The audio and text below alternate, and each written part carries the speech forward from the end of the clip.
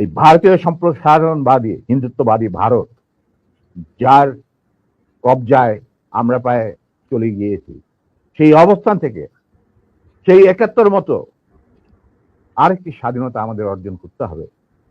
তা না হলে তোমাদের বিপ্লব ব্যর্থতাই পর্যবেসিত। আমি এর বেশি কিছু আর বলতে চাই না। স্যার, সরাসরি মানুষ এই 50 বছর যে প্রশ্নটা আপনাকে করার জন্য অপেক্ষায় আছে আমি মনে করি, 75 কেন হয়েছিল স্যার? কোন পরিস্থিতিতে 75-এর 15ই আগস্ট হলো? খুবই স্পর্শকাতর প্রশ্ন ইলিয়াস। নিজের বাদ্য নিজে বাজানো অনেক সময় ঠিক হয় না, কিন্তু তুমি যখন প্রশ্ন করেই বসলে স্যার, এই আমার ইউটিউব চ্যানেলে আমি আজকে প্রায় 5 বছর হলো ভিডিও লাইভ করি, প্যাকেজ দেই। সো ফার আই রিমেম্বার আমার সবচেয়ে বেশি একসাথে ভিউয়ার ছিল সম্ভবত 20 বা 25,000। আমি মাত্র খেয়াল করলাম এই মুহূর্তে 1,70,000 মানুষ এট এ টাইমে ওয়াচিং আওয়ার ভিডিওস। এটা তো তোমার, the credit goes to you. No, credit goes to you, man. Goes to you. Well, I'm just well, যাকে হয় আল্লাহর ইচ্ছায় হয়। আমি একজন আমি এই জন্যই বললাম যে আপনার নিজের ঢোল আপনি যেটা মানে বাজানোর কথা বলছেন, আপনি তো বাজান নাই, 50 বছর চুপ ছিলেন। যেই স্বাধীনতা আপনারা এনে দিয়ে গিয়েছেন, সেই স্বাধীনতা না আসলে তো আজকের শেখ হাসিনা যে অবস্থায় দেশকে নিয়ে গিয়েছিল, সেই 75-এর পরে আরো হয়তো 2-1 বছর লাগতো শেখ মুজিবের সেখানে নিয়ে যেতে। তো আমাদেরকে যে উদ্ধার করে দিয়ে গিয়েছেন, এই কৃতজ্ঞতা বোধটা বাঙালি জাতির নেই, যে কারণে আজকে মেজর শরীফুল হক ডালিম বাংলাদেশের মাটিতে নেই। অথচ আপনাদেরকে সর্বোচ্চ সম্মাননা দিয়ে আমাদের দেশে রাখা দরকার ছিল, সেই সম্মানটুকু আমরা দেখাতে পারি নাই বলেই মাঝে মধ্যেই আবার 2024 আসে। তো আপনি ওইটা নিয়ে আমার মনে হয় দেরি তো অবশ্যই হয়েছে, কিন্তু আমাদের জানা উচিত। এই জাতি প্রতিটা মানুষ জানতে চায় কি হয়েছিল 75-এর 15ই আগস্ট। প্রথম কথাটা হচ্ছে যে 15ই আগস্ট কিন্তু কোনো বিচ্ছিন্ন ঘটনা না। এটা সূত্রপাত হয় মুক্তিযুদ্ধ চলাকালীন অবস্থায়। আমরা বুঝতে পেরেছিলাম যে বাংলাদেশের মুক্তিযুদ্ধটা অ্যাকচুয়ালি কাদের ইন্টারেস্টে হচ্ছে। এটাকে আমাদের ইন্টারেস্টে হচ্ছে যে আমরা আমাদের দেশ যুদ্ধ করে স্বাধীন করব, নাকি এটার পেছনে অন্য কোনো উদ্দেশ্য কাজ করছে। যখন 7 দফাতে চুক্তি করে নজরুল ইসলাম আর তাজউদ্দিনকে পারমিশন দেওয়া হলো to establish provisional government in Calcutta, এই 7টা ক্লজ পড়ে সাইন করার পর, দস্তখত করার পরে নজরুল ইসলাম সাহেব ফিট হয়ে পড়ে গিয়েছিলেন যে এটা তো একদম একটা দাস খত যে আমরা ক্রমান্বয়ে ভারতের একটা করদ রাজ্য, তারপরে একটা অঙ্গরাজ্য হিসেবে অঙ্গরাজ্যে পরিণত হবে বাংলাদেশ, হবু বাংলাদেশ। আর ওই joint declaration between Usmani and general Manekshaw joint command establish করার পর কথা ছিল যে general Usmani on behalf of Bangladesh government will invite General Manekshaw to come and be present as an auxiliary force commander, সহায়ক শক্তির commanding chief হিসাবে in the surrender ceremony, but the instrument will be signed by the Mukti Fauj commander in chief, who was General Usmani, Colonel Usmani. কিন্তু সেটা হতে দেওয়া হলো না। 16ই ডিসেম্বরে যে সারেন্ডার সেরেমনি হলো রেস কোর্সে, সেখানে পরিষ্কার বাংলাদেশের জনগণ দেখতে পেল যে পাকিস্তান আর্মি সারেন্ডার করছে ভারতীয় সেনাবাহিনীর কাছে, এবং সেখানে সাইন করছেন আরোরা ভারতীয় বাহিনীর পক্ষে, আর ওদিকে নিয়াজি পাকিস্তানি আর্মির পক্ষে। সেখানে মুক্তিযোদ্ধারা কোথায়? আমরা পড়ে থাকলাম ঝাড়ুদার হিসাবে ইন্ডিয়ান আর্মির রাস্তা পরিষ্কার করে দেওয়ার কাজে, বনে বাদারে। আমাদের কি কোনো শহরগঞ্জে ঢোকার পারমিশন দিল না মুজিব সরকার, মানে তাজউদ্দিনের সরকার, আওয়ামী লীগ সরকার। সেই অবস্থায় কি প্রমাণিত, এটা এই ঘটনায় কি প্রমাণিত হলো? ইন্ডিয়া প্রমাণ করলো সারা বিশ্বে যে বাংলাদেশের জনগণ নিজেরা যুদ্ধ করে দেশ স্বাধীন করেনি। বাংলাদেশ নামক একটি রাষ্ট্র প্রিমেচুরলি জন্ম দেওয়া হয়েছে as an outcome of Indo Pakistan war, যেখানে ইন্ডিয়া জিতেছে। এইটা হলো ইতিহাসের শুরু। তারপর মুজিবকে যখন ছাড়া হলো, সে তো কিছুই জানতো না যে দেশ স্বাধীন হয়েছে, কোনো মুক্তি ফৌজ বলে কিছু ছিল, হাজার হাজার লোক দেশচ্যুত হয়েছে, প্রাণ হারিয়েছে, কিছু জানতো। তাকে যখন ছেড়ে দেওয়া হলো, তখন ইন্দিরা গান্ধী তাকে পাকিস্তানে ফোন করে বলল যে, ফোন করলো মুজিব, ফোন করে বলল যে আমি দেশে ফিরে যাচ্ছি। তখন ইন্দিরা গান্ধী যাওয়ার আগে আপনার সাথে দেখা করে আমি আপনাকে কৃতজ্ঞতা জানতে চাই। তো তখন ইন্দিরা গান্ধী বলল, কৃতজ্ঞতা জানাবেন, আপনি ফোন না করলে আমি আপনাকে ফোন করতাম, আপনাকে ঢাকায় সরাসরি আপনি যাবেন না, আপনি নয়াদিল্লি হয়ে যেতাম। মুজিব সেটাই করলেন, তিনি চলে গেলেন নয়াদিল্লি, লন্ডন হয়ে। সেখানে কি হলো, যেই 7 দফা চুক্তিতে সাইন করার পর প্রবাসী সরকার গঠন করেছিল তাজউদ্দিন আর নজরুল ইসলাম, সেই আওয়ামী লীগ বাংলাদেশে ক্ষমতা গ্রহণ করলো সারেন্ডারের পর ওই 7 দফা ভিত্তিতে। এবং সেই 7 দফাতে মুজিব স্বাক্ষর দেওয়ার পর ফিরে গিয়ে তিনি ক্ষমতা নিজে হাতে নিয়ে নিলেন। তাজউদ্দিনকে বলল, তাজউদ্দিন তুমি প্রাইম মিনিস্টার থাকবে না, আমি হমুদ প্রাইম মিনিস্টার। তারপর কি হলো, কোনো নির্বাচন নাই, কিছু নাই। ওই 70-এর নির্বাচনের সুবাদে তারা ইন্ডিয়ার 4 স্তম্ভ ডুপ্লিকেট বাংলাদেশে ইম্পোর্ট করে তার উপরে একটা সংগঠন বানানো, হুবহু এক। শুধু তাই না, রবীন্দ্রনাথ ঠাকুর, যাকে নিয়ে আমরা নাচানাচি করি এবং অনেকের মানে ভাসে যায়, আপ্লুত হয়ে যায় আবেগে, এই রবীন্দ্রনাথ ঠাকুর একজন ইন্ডিয়ান নাগরিক এবং ইন্ডিয়ার জাতীয় সঙ্গীতের রচয়িতা। আমাদের দেশে তার চেয়েও প্রতিভাবান কবি কাজী নজরুল ইসলাম উপস্থিত থাকা সত্ত্বেও আমরা সেই ভারতীয় নাগরিকের একটা গানকে আমাদের জাতির উপরে চাপিয়ে দেওয়া হলো জাতীয় সঙ্গীত। পৃথিবীর ইতিহাসে এমন কোন নজির আর দ্বিতীয়টা আছে বলে আমি মনে করি না।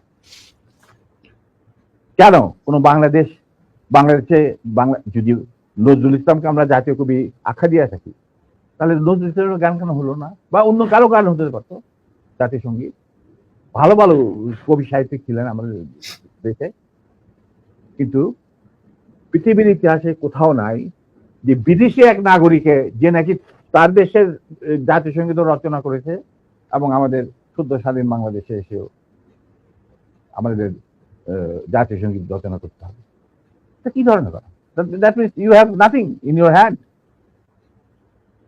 তারপর মুজিবকে দিয়ে রক্ষী বাহিনী সৃষ্টি করলো ইন্ডিয়া। তারা বাংলাদেশের সামরিক বাহিনীকে দুর্বল করে একটা নামে মাত্র সামরিক বাহিনী, হাতে লণ্ঠন, করে ঠনঠন, এই ধরনের একটা সেনাবাহিনী রাখবে। আর কারণ একটা সেনাবাহিনী তো রাখতেই হবে, কারণ যে কোনো জাতির মেরুদণ্ড হচ্ছে সেনাবাহিনী। ওই হাতে লণ্ঠন, করে ঠনঠন, আর আসলে তার চেয়ে অনেক শক্তিশালী একটা বাহিনী গঠন করলো ইন্ডিয়া। স্যার, ওই যে 7 দফাটা আমরা তো ইতিহাস পড়ে, আমরা তো আসলে সাক্ষী না, আমরা পড়ে মানুষকে জানানোর চেষ্টা করেছি। আপনার স্মরণ আছে 7 দফাটার কথা কি কি ছিল? ওই দফায় যদি কয়েকটা গুরুত্বপূর্ণ জায়গা যদি মনে রাখেন। দেখো ভাই, আমি তো অ্যাকচুয়ালি 7 দফা একদম টোটো এগুলো আমার বইতে লেখা আছে। যারা এটা কেন জিজ্ঞেস করলাম স্যার, কারণ হচ্ছে মানে আপনি তো করতে পারবেন না স্যার, সেনাবাহিনী তো 7 দফা মানলে করতে পারবেন না স্যার। আমার পক্ষে হয়তো এখন রিকালেক্ট করা অফেন ডিফিকাল্ট, কারণ আমার মাথায় অনেক কিছু খেলা করে। দু একটা জিনিস বলছি, যেমন ধরো মুজিব এবং তার সরকারকে প্রোটেকশন দেওয়ার জন্য ইন্ডিয়ান আর্মি অবস্থান করবে বাংলাদেশ। Right. অশরীরে বাংলাদেশের কোনো শক্তিশালী সামরিক বাহিনী গঠিত হবে না। বাংলাদেশের কোনো স্বাধীন বৈদেশিক থাকবে না। নীতি থাকবে না। বাংলাদেশের শাসন ব্যবস্থা, আমলাতন্ত্র, শিক্ষা ব্যবস্থা, স্বাস্থ্য ব্যবস্থা, শিল্প ব্যবস্থা, কৃষি ব্যবস্থা সবকিছুই চলবে ভারতীয় বিশেষজ্ঞদের ইচ্ছা মতো। তারা মুজিব বিরোধী কোনো মানুষকে বাঁচিয়ে রাখা হবে না। তার জন্য যত লোক মারা দরকার মারা হবে, যত লোককে লুলা ল্যাংড়া করা হবে, চক্ষু তুলে নেওয়া হবে, মেয়েদের ইজ্জত লুণ্ঠন করা হবে, কোনো সমস্যা নেই। এইভাবে প্রতিপক্ষের উপর ঝাঁপিয়ে পড়ায় 40,000-এরও বেশি লোক মারা গেছে, সেটা সবাই জানে প্রত্যেক আসছে। তারপর তোমার আমরা একটা করদরাজি পরিণত হয়ে গেলাম। কিন্তু সমস্যা দেখা দিল যে বাংলাদেশের মাটিতে যদি ইন্ডিয়ান সোলজাররা অবস্থান নেয়, তাহলে বিদেশ থেকে কোনো দেশেই বাংলাদেশকে স্বীকৃতি দিতে রাজি না। কারণ পাকিস্তান ইতিমধ্যে সিকিউরিটি কাউন্সিল থেকে একটা আইন পাস করে নিল যে বাংলাদেশে কে নিয়ন্ত্রণ করতে ভারত তাদের সেনাবাহিনীর মাধ্যমে, মুজিব সরকারের মাধ্যমে। অতএব এটা একটা ডিসপিউটেড টেরিটরি, এটা একটা স্বাধীন দেশ নয়। তাই আপনারা স্বাধীন কিভাবে রিকগনাইজ করবেন মুজিবের সরকারকে? এরপর এই অবস্থায় ইন্দিরা গান্ধী পড়ল মুসিবত, তো আজ মুজিব সরকার। তখন ইন্ডিয়ান সরকার ডিসাইড করলো যে ঠিক আছে, আমাদের সোলজার আমরা ফেরত নিয়ে আসবো, তার পরিবর্তে আমরা জাতীয় রক্ষী বাহিনী বানিয়ে তাই করা হলো। তো যে কাজটা ইন্ডিয়ান আর্মি করছিল সেটা পরে জাতীয় রক্ষী বাহিনী করলো। আর কি ধরনের অত্যাচার, অবিচার, কি ধরনের মানে হত্যাযজ্ঞ, গুম, খুন এবং অনাচার, অবিচার মুজিব সরকার করছিল, সেটা খতিয়ান তো তুমি আমার কি ভালো জানতে। অনেকে এই বিষয়ে লিখেছেন, সাহসী যারা তারা লিখেছেন, আমিও কিছুটা লিখেছি। সেখানেই শেষ হলো না। তারপর দেখা গেল যে সেই সূতিকাগার থেকে মুজিব কায়েম করলেন একদলীয় এক ন্যায়তত্ত্ব স্বৈরাচার শাসন বাকশাল, এবং নিজেকে তিনি আজীবন রাষ্ট্রপতি হিসেবে ঘোষণা দেবেন সিদ্ধান্ত না হলো। এই বাকশালের মেম্বার সবাই। সেই বাকশাল করার পর মুজিবের শক্তি বেড়ে গেল, তার নিষ্ঠুরতা এমন অসহনীয় পর্যায়ে চলে গেল, ইলিয়াস লুট পাট, মার ধর, চোরাচালান, নকল টাকা ছাপানো ভারত থেকে, এই সমস্ত মানে একটা আমাদের মনে অস্তিত্বই এমন অবস্থায় গিয়ে থাকলো যে মানুষ একদিন মুজিবের জন্য দোয়া করেছিল যে আল্লাহ এই মুজিব আমাদের চোখের মনি, আমাদের বাঁচাবে, দেশকে স্বাধীন করবে, বাঙালিদের ন্যায্য অধিকার আদায় করবে।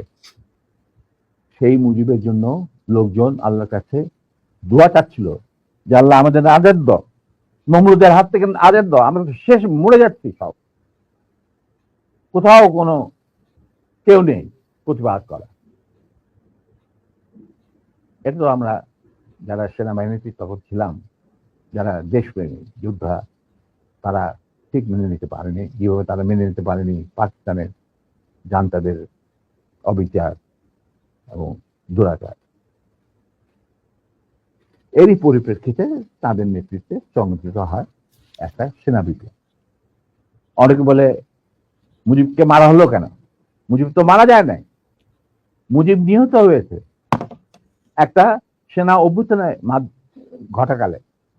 সেনা অভ্যুত্থান তো আর খালি হাতে মার্বেল খেলে না, ওখানে দুই পক্ষ থেকেই গোলাগুলি হয় এবং হতাহত হয় দুই পক্ষে।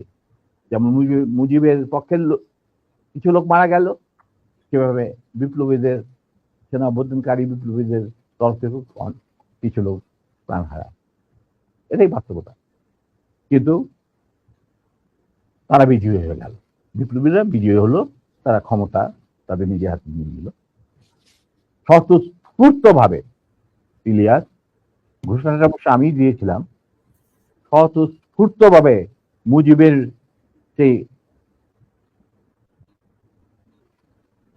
মৃত্যুর খবর জানার পর আর বাকশালের পতনের খবর জানার পর লাখো লাখো লোক, মানে দেশের রাস্তা ঘাট গঞ্জ শহর বন্দর নগর গ্রাম সবাই আনন্দ মিছিল বের করলো। আমরা তো এই সমস্ত লোকজনকে ডেকে নিয়ে আসিনি, স্বতঃস্ফূর্ত ভাবে লোকজন। আর যে সমস্ত রাজনৈতিক নেতা বা দলগুলো আন্ডারগ্রাউন্ড ছিল তারাও জনসমর্থন নিয়ে রাস্তায় চলে আসে। এইভাবেই জনস্বীকৃতি পেয়েছিল 15 আগস্টে 32 সামরিক অভ্যুত্থান। এবং পরবর্তীতে খালেদ মোশাররফের প্রতিক্রিয়াশীল কুচক্রীদের কুদাতার বিরুদ্ধে ঘটা 7 নভেম্বর সিপাহী জনতার বিপ্লব, এগুলো সব একই সূত্রে গাথা। তো আমি বলবো যে আমাদের ফার্স্ট রিপাবলিক ছিল ফ্রান্স রেভলিউশনের পরিপ্রেক্ষিতে বলছি, ফার্স্ট রিপাবলিক ছিল 71 মুক্তিযুদ্ধ, তারই ধারাবাহিকতায় হয়েছে 75 আগস্ট বিপ্লব, তারই ধারাবাহিকায় থার্ড রিপাবলিক হয়েছে 1924 সালের ছাত্র জনতার গণ অভ্যুত্থান। এখন যেহেতু আমি বলেছি যে সম্পূর্ণ বিজয় আমাদের এখনো অর্জিত হয়নি, চলমান বিপ্লবের গতিধারায় সংগঠিত হবে চতুর্থ রিপাবলিক, মানে চতুর্থ বিপ্লব। আমি এবং আমার সাথী ভাইরা যারা এখনো বেঁচে আছেন, যে অবস্থাতেই আছেন, আমরা যদি আমাদের বর্তমান প্রজন্মের বিপ্লবীদের ছাত্র জনতা তাদের বিপ্লবী কাণ্ডে কোন রকম অবদান রাখতে পারি, আমাদের নিজস্ব অভিজ্ঞতা যোগাযোগ থেকে, তাহলে আমরা সেটা করতে প্রস্তুত, পিছপা হব না ইনশাল্লাহ। এবং আমরা তাদেরকে শ্রদ্ধা সালাম এবং বিপ্লবী সালাম সাথে মন থেকে দোয়া করছি যে তাদের বিপ্লব যাতে ব্যর্থ না হয়, তারা যাতে বিজয় সংগঠিত করে বিজয় অর্জন করে, তারা যাতে একটা সুখী সমৃদ্ধ শক্তিশালী বাংলাদেশ গড়ে তুলে তাকে দুর্জয় ঘাঁটি হিসেবে স্থাপিত করতে পারে।